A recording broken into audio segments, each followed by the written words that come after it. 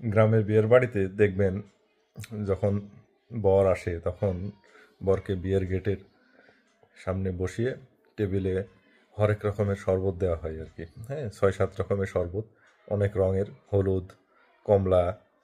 তো এই শরবতের ভিতরে হবু শালা শালি, হ্যাঁ, তারা খুব মজা করে কিছু যেমন ঝালের গুঁড়া, তারপরে হলুদের গুঁড়া মিশ্রণ করে শরবতের ভিতরে লুকিয়ে রাখে আর কি। হ্যাঁ, এবং ওই শরবত খেয়ে যেন বর এবং তার বন্ধুরা যেন একটু বিব্রতকর অবস্থায় অথবা আহ, একটু বেকায়দায় পড়ে আর কি। হ্যাঁ, এইটা একটা হাস্যরস সৃষ্টি করে।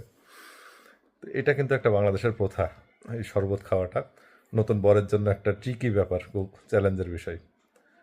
তো গতকালকে বাংলাদেশ নাগরিক পার্টি যে নতুন দল ঘোষণা করলেন, বা মানিক মিয়া এভিনিউতে একটা বড় অনুষ্ঠান করে।